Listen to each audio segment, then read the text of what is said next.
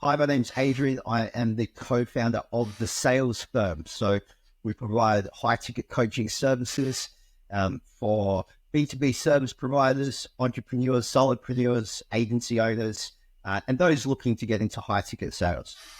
I have over 12 years experience in sales, all the way from cold calling.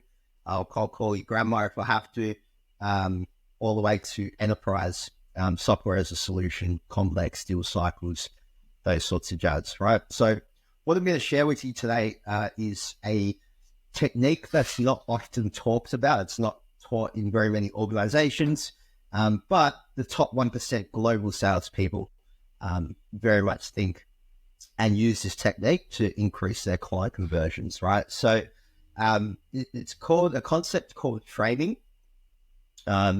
which I'll go through in a bit more detail, but this document is titled Win Through Frames, Sales Techniques that the top 1% use for client conversions. So an intro into frames, problem, what, how, and why. So the problem is that a lot of people who are perhaps working or started their own business now all of a sudden need to know sales. Let's say you're a heavily creative person, you're an agency owner. The last thing you think about is, oh, fuck, I need to learn sales to be able to get more clients and, really fund business. So I want to be able to remove some of that fear, but also give you a technique which would be able to, if you adopt and you put into practice, into good use, will dramatically increase your confidence and also increase the outcomes that you want, ultimately having more clients.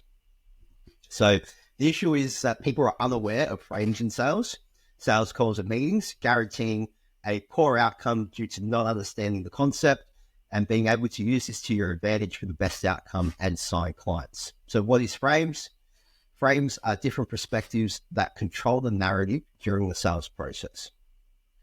How? You learn frames to disarm the prospect by shifting perspectives and controlling the narrative in your best interest. So it's kind of like some Jedi mind tricks, sales voodoo type stuff, but it's a lot less manipulative. It's just really understanding social dynamics. Why? So every conversation is set in a frame. For salespeople, those are trying to get a new client, understanding and using this will give you more confidence and opportunities to sign more clients. Framing is important because it can help you overcome some of the common challenges, objections that you face in sales, such as price, competition, risk, and trust. By framing your offer in a way that emphasizes the benefits, the uniqueness, the urgency, the credibility of your situation, you can create more interest, curiosity, desire within your prospects. Framing can also help you differentiate yourself from other sellers and position yourself as an expert or a consultant or a partner of that organization.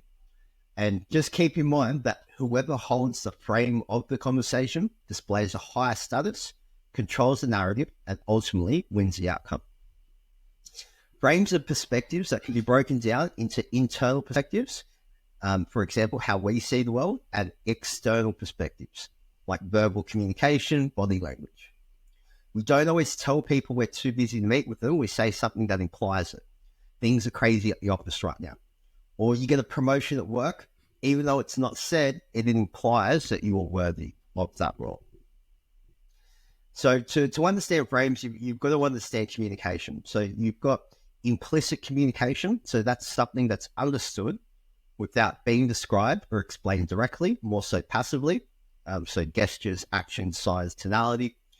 For example, you could be in a sales meeting and you get the vibe that this prospect is really happy and going along with everything that you're saying. They're talking a lot. They're giving a lot of great answers, really having a great back and forth conversation until you mention the price. Then all of a sudden, the prospects are reduced to one-word answers. You're getting a lot of, okay. And they're kind of just nodding along and going with what you said. A complete shift in how they were 10 minutes ago. Okay? So without directly explaining to you, they are communicating that there is an issue. Then you have explicit communication. So that's describing something that is very clear and doesn't require an explanation. So, for example, someone's being directly blunt or they're explicitly communicating to you. So they might just, in that same situation, they might just say, this is too expensive for us. So there's no other way to look at it. It's too expensive for that. And that's their issue. So there are three kind of framing techniques that you can use. There's a lot more than that, but these are the three that you can go away with you today with this document, learn and put into practice, right? So pre-framing. So pre-framing is a very powerful tool that allows you to let someone know in advance what's going to happen and what they should make it mean. So we all know that two people experiencing the same event can come away with two very different meanings about what just happened. You see it all the time. People decide what something means to them based on their individual past experience and their general life attitudes. So it's also true that people always find what they're looking for, or if they go into a situation wanting to look for something specific, then that's what they keep their eyes on, right? So pre-framing is letting them know what to expect so that they can look for that. And ultimately, you want to put that within your best interest. That's pre-framing the sales call. So by letting people know in advance what to look for in your message, you're paving the way for your message to be well received. A well-done pre-frame can eliminate potential doubts, objections, hesitations, disagreements. With a pre-frame, you're giving yourself the advantage of handling challenges while they are small or even non-existent. So an example, if you know that your price is slightly higher than your competitors, you should bring it up first so you can pre-frame it and establish what it means. So for example, I know you're a sharp business person, so I'm sure you have already done your homework and found that our price is slightly higher than our main competitors. Well, that may be true on the surface, but let me share with you the reality. With our product, you get XYZ service and support, which is worth to you over the next year. With our competitor, you only get X and they charge you for Y and Z, meaning over the next year, you actually pay more for their product than ours. So reality is our product actually costs less. Another way you could frame that is the product that you provide has a bigger and higher return on investment. So whilst the price is higher, if you can demonstrate that it provides a high return on investment, then and you do that before your sales call, for example, you're setting yourself up there with a nice pre-frame. Then you also have reframe. So reframing is the art of taking an event that a person has already attached a meaning to and making it mean something different. So it really is just offering another perspective, another way of viewing the situation. Technique and confidence is really important here. You want to make sure the other person doesn't feel as if they're being attacked or as if you're making them, feel wrong. You're simply with compassion, offering a more empowering meaning. Maintaining rapport is key while you're helping someone to reframe. So I guess a bit of an example of that is, I know the last time you tried our product, you didn't have the best experience. So I don't blame you for being a little hesitant to look at it again, but I can promise you that you'll be glad you did. You see, we took your experience and that of others and went back to improve our product. Now, because of what happened, we've not only completely solved these previous concerns, but we've actually leapfrogged where we were and the competition and come up with a meaningful, better product. I know you're going to really like what you see. So it's about adjusting someone's pre-built expectations of what's going to happen in a situation. And to be able to do that, you really need to understand your prospect, understand your customer, and have an inkling as to what they're going to expect and being able to reframe it to look for something completely new. The third technique that I'll share is deframe. So deframe is a last resort measure. Basically, it's shocking someone into your way of thinking because you've just done something totally unexpected. So this strategy, it's not for the faint-hearted, that's for sure. and it could lead to completely destroying your aspect, or it could lead to destroying your chances of getting a deal. But if you can nail it, and I have successfully done this quite a few times, and I've seen it happen a million times, the contracts worth over $100,000 per year. If you can do this, then it is, really one of the most powerful techniques that you can put into your sales process, right? So an example, I was in a meeting that I knew was going to be tough, but as it turns out, I had underestimated just how tough. I was doing just about everything I knew until they still wouldn't budge. So finally, I pulled out the old D frame. I said, you guys are probably right. Maybe you don't want to accept this new way because you really don't believe you can accomplish this goal. Maybe you're hiding behind your fear and you wouldn't accept any concept because you don't believe in yourself or this company. I just want you to know what it looks like to me. Well, that did it. They were wondering, what the hell I was talking about. Had I really just given up on them? Did I really think they were afraid? Of course, since they were in such a pattern of contradicting everything I was saying and arguing, they were contradicted by these statements and started to argue with me, telling them why I was wrong, and they went on to prove it to me. So essentially that concept, what it does is gets people to qualify themselves to you. Another way of doing that is taking away your offer. So let's say, for example, you're going back and forth, trying to get some kind of commitment. And I've done this plenty of times where you just turn around and say, well, look, John, maybe what I've gone through with you today and explained with you today, maybe this option, maybe it's just not right for you. Maybe the solution that we provide that does give you XYZ return on investment and will help you solve XYZ problems. Maybe this just isn't going to be right for you and your business and organization. And to be honest with you, I just want to work with people that are really going to take action, and I want to work with the right companies that can see the value in what we do and how it's going to help them. So deframing something like that, it removes the neediness of you trying to get a sale, and you're taking it away from them, which makes them want to start chasing you. So really powerful technique. Then you also have frames that are common frames that prospects enter a meeting with, right? So I guess the most common one is the power frame. You've all seen this. Power frames often manifest themselves through a person's dominating attitude. For instance, imagine you're presenting to a CEO who's more interested in their phone than your pitch. To regain control, you might confidently pause and say, I can wait until you're done. I want your full attention because what I have will revolutionize your approach.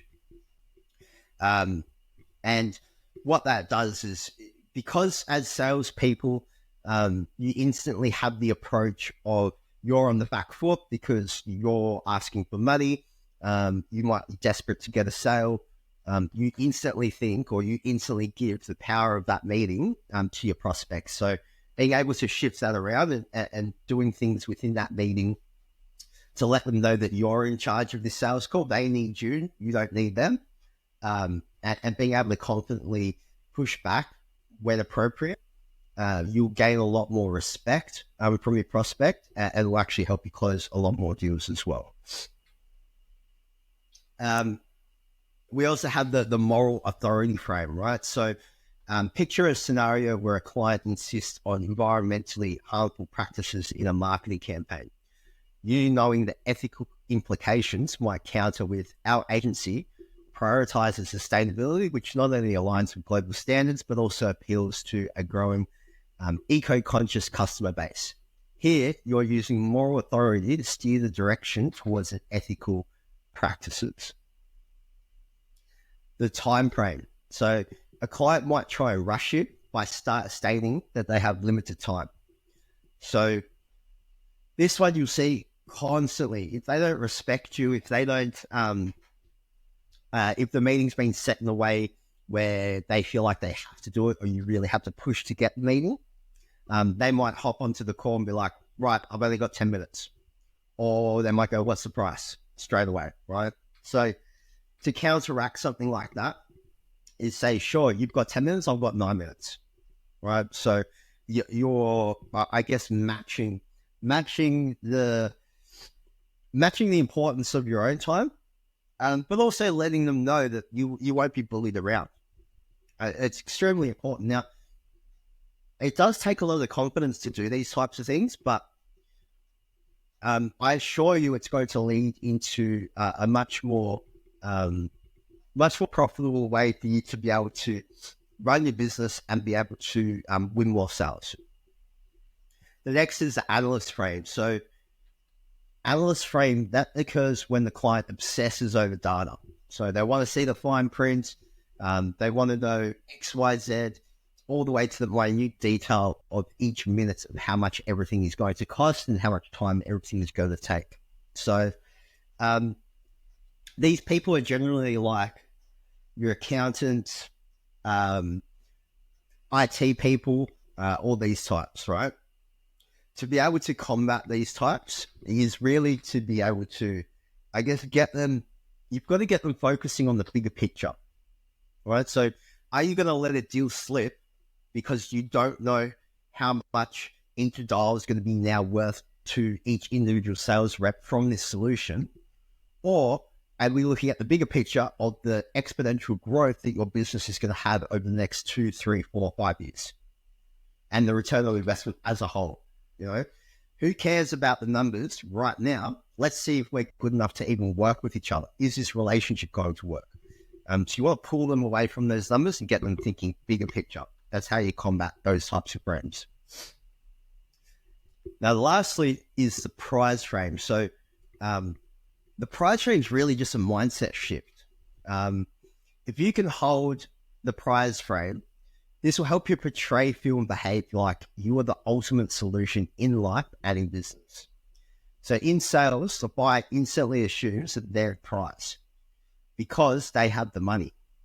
But also, they have a problem and you have the solution. You do not have that problem. So ultimately, you are the prize. And the mindset is, should I work with this person? Getting the prospect to qualify themselves to you, using this mindset, adopting this frame, instantly attracts higher quality prospects. So you are the expert. You can solve their problem. They need you. You don't need them. Without you, they still have this problem. So constantly say to yourself, constantly think that you are the prize. And this works for dating as well. Believe it or not, if you're the person who needs the other person less, you're going to win that situation. Now, applying this will let your prospect know you decide if they are a good fit to work with you. So that's a bit of a rundown of some of the framing techniques, some of the frames that the prospects will adopt during a call. And, being able to really understand this over time and applying this can give you more confidence and essentially get you more deals at the end of the day, which is what we all want, cash, money, honey, right? So you can join my free community, so the sales firm. So there's a lot more training and resources and updates to level up the game and help scale your business. The link will be in the comments. If you want a copy of this document, you can just comment below and I will, or one of my team members will get this across to you as well. I also have a VIP sales coaching program. So that's a one-on-one extensive sales plus business hype man and community within the sales firm. To learn more about that, you can DM me the sales firm on Instagram as well. And that's at Adrian Closes. But that's it for today. I hope you guys are able to take away some value from this and apply it within your sales processes.